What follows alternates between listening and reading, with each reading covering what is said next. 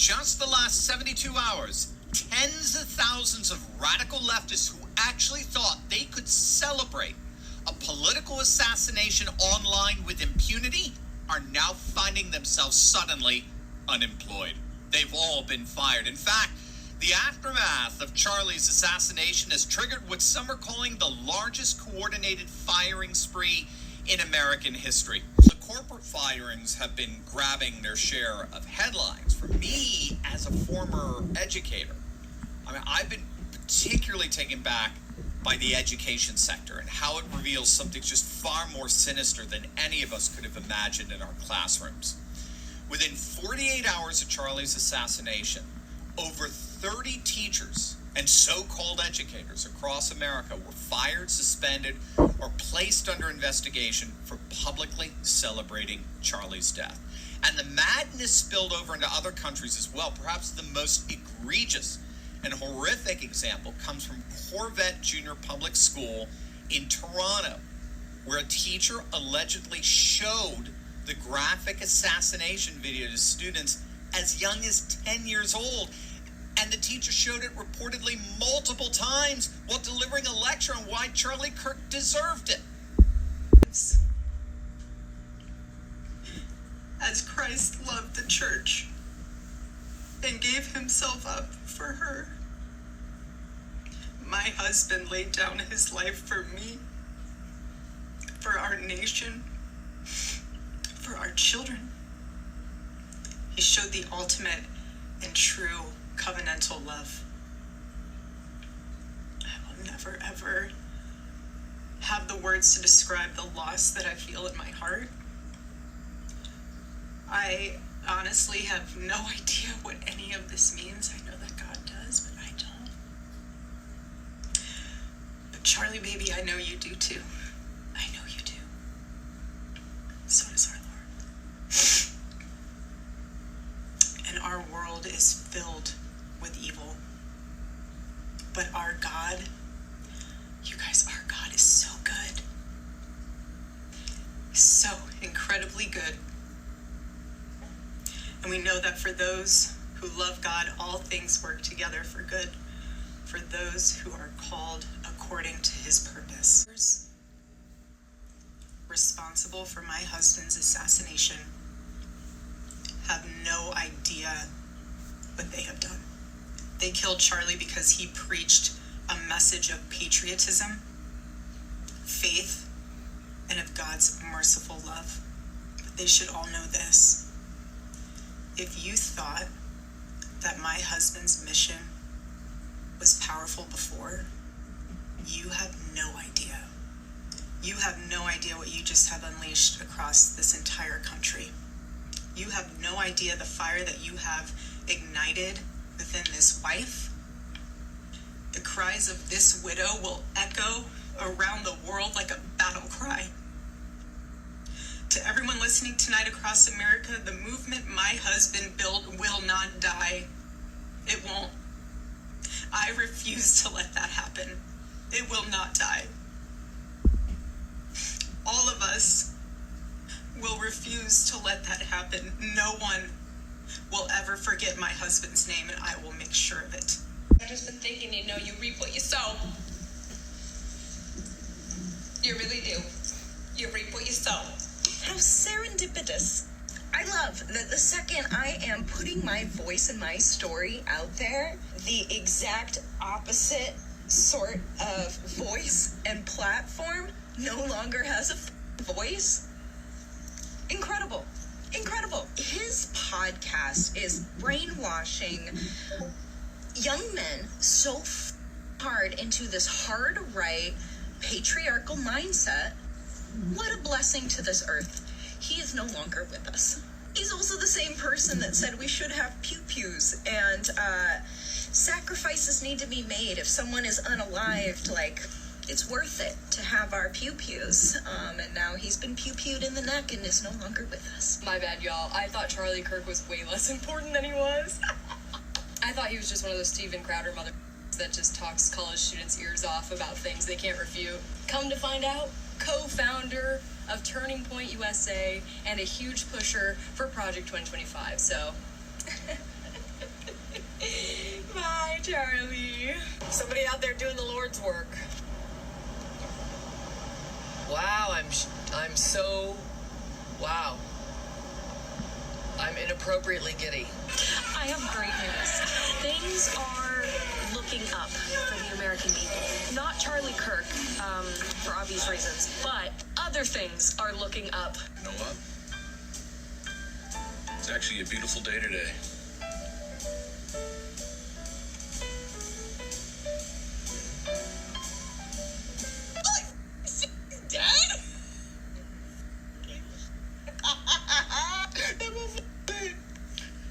Gang violence. Poof. A pretty convenient time to say the sentence, protect your neck.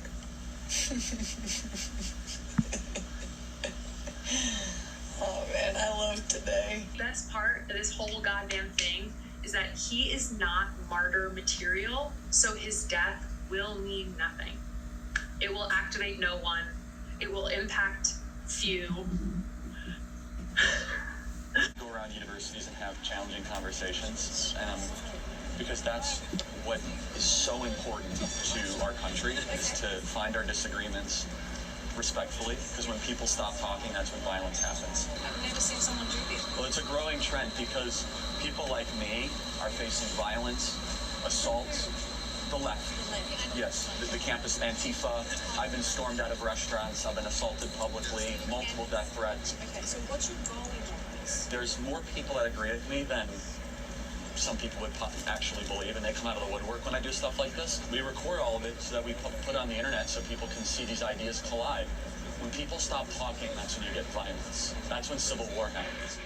So I could show you a whole bunch more, all the way from more lunatic left people screaming about killing us, killing Republicans, killing Christians, killing conservatives. I mean, the whole internet is just full of it. And I could show you more with various politicians encouraging them. Even my fuckface governor, Gavin Newsom, who said he would like to punch us Republicans in the face. Well, here's my face, Gavin Newsom. I'm a Republican. Come punch it. See how far you get. You won't be getting very far. You know, people like that inciting violence, they talk out of the one side of their mouth saying, you know, this was wrong. And then they turn around and say, yeah, he deserved it, whatever. You know, hell with you guys. You know, if you hadn't seen my last video that I posted on my opinion, I'm pretty much done with supporting or tolerating leftist lunatic idiots.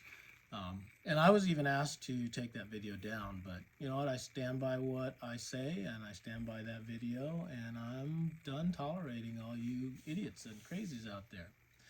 But the point I want to leave you with today is there's two kinds of people that support Charlie Kirk and support Erica Kirk.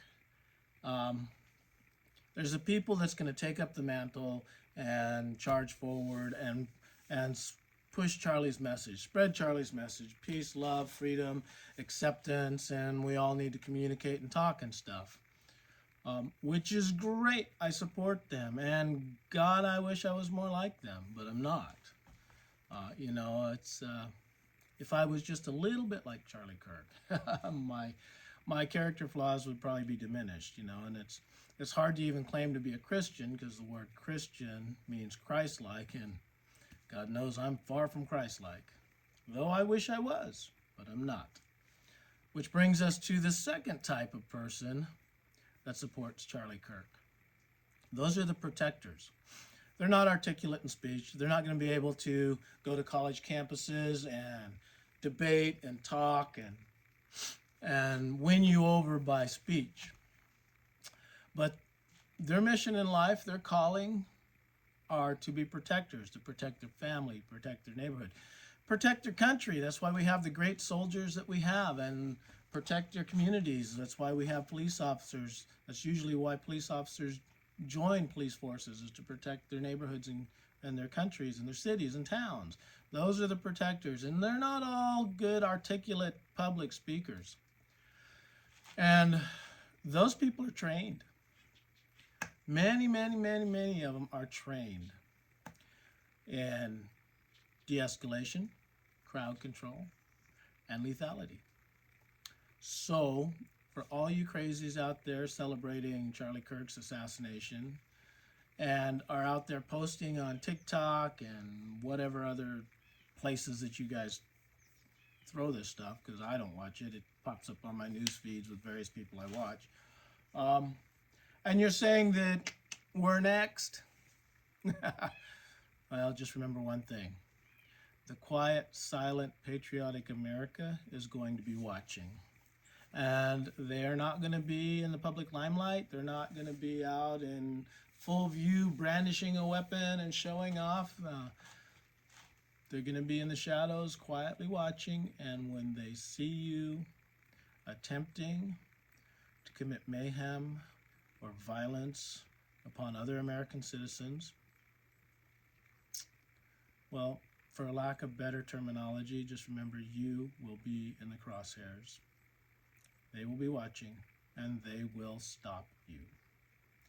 You won't hear any loud, pompous screaming or anything. It's just going to be done.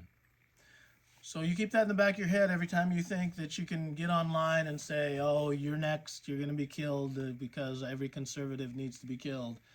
Well, there's a lot of conservatives who are trained and skilled and quiet and waiting.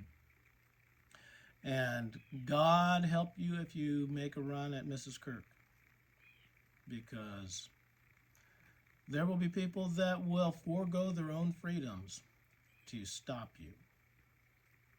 There will be people that will forego their own lives and risk it to stop you. Now, Charlie Kirk died for what he believes, and most patriotic Americans, that's why we have the beautiful army that we have, are willing to lay down their lives for what they believe in. Question to you psychotic lunatics are, you willing to lay down your life for what you believe in? Because you've drawn the line in the sand, and that may be what happens. Choice is yours. You know, we're not going to be like Antifa and BLM and all you idiots out there burning our communities, robbing stores and looting and raiding police departments and setting up your own blocks and having Democrat politicians fund you. We're not going to be like that. We're not anarchists. But there's a lot of us out here who are defenders and protectors, and that's all we know. And those people, when you assassinated Charlie Kirk, those people woke up. Those people paid attention. And as much as nobody liked to say it, they cleaned and oiled their guns. And we're ready. They're ready. I'm ready. You want to bring a war to our communities, to our door, just remember we're ready, and we're not backing down. And if Charlie Kirk's movement comes to any town, anywhere in the United States and beyond, it's obviously happening in Britain too, they're going to be in the wing. They're going to be watching. And if they see one of you leftist lunatics out there about to commit anarchy and mayhem or take the lives of innocent people, and they see you, I guarantee you they're going to erase you. They're going to take you out. Here's my message to President Trump. As long as conservatives and Christian conservatives have to live under the death penalty from leftist lunatics, whether it comes from a politician like my shit-faced governor who wants to punch us in the face, or judges or corrupt cops, and I know you, President Trump, are wanting to seek the death penalty to anybody who defends himself against these type of lunatics. Well, if we're having to protect ourselves from a death sentence in the general public arena, then believe me, Mr. Trump, President, we're not going to flinch if we have to protect ourselves in the judicial system from these same crazy idiots. So the government needs to get on board and deal with that aspect of it as well as these other crazy lunatics. We're not out hunting people.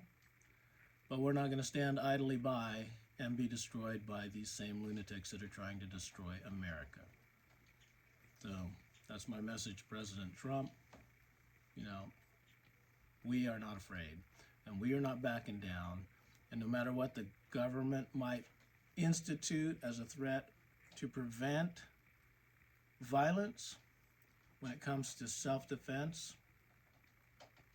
you know, one death sentence versus another death sentence, it makes no difference. We're going to defend ourselves. So that's what I'm saying to you, President Trump. And to you leftist lunatics that are out there that want to put a bullet in some of us and erase us off this planet because you violate the act, the First Amendment, you know what? We're ready. We're ready. So just think of this. When you assassinated Charlie Kirk, you didn't assassinate a man. You attacked the very heart of what America is, the ability to speak your mind, say your piece, and not be in fear of being arrested or murdered for it. So you attacked America. You didn't attack just Charlie Kirk. You need to remember that. And there are a lot of people who still love this country, and an attack on America is an attack on them, an attack on their family and their future. And they're not going to stand idly by. Oh man, there's a lot I want to say. Hang on a second. So people like Maxine Waters, who are calling you out to confront and assault people. People like Ilhan Omar, who are celebrating the death of Charlie Kirk. They're actually attacking America. And there will be those who defend America. Plain and simple. And those of you who advocate for violence, I don't advocate for violence. But if violence comes, well, we will deal with it as it comes. But for those of you who advocate violence and want to commit anarchy, you know, you're done talking at that point. And when you're done talking, as Charlie said, violence happens. And if you think the violence is only going to be one-sided when you come and attack us, think again. It's not. We are able and ready and prepared for whatever shenanigans you decide to pull. And if you do stuff that threatens the lives of innocent people, well, it'll be your life that's going to be threatened in return.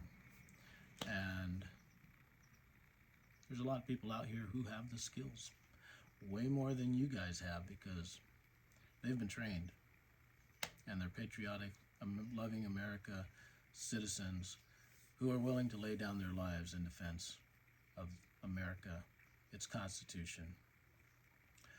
What I have to say to the Supreme Court, you're constantly going back and forth over different decisions, and you're letting states pretty much usurp your decisions. If you as a Supreme Court are so impotent, why are you there?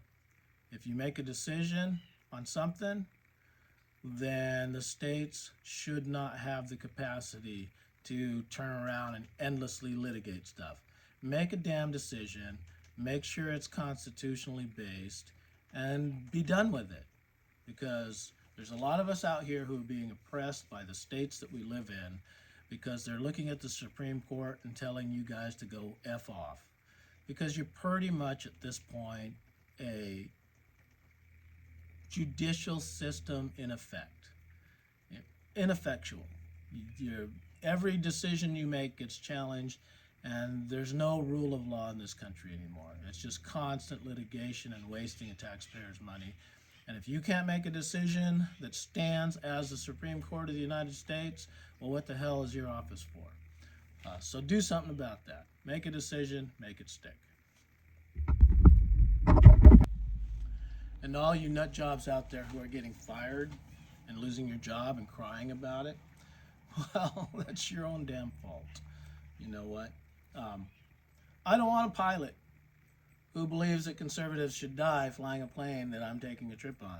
I don't want a teacher who's showing the assassination of conservatives and claiming that this was right and just to my grandkids or children.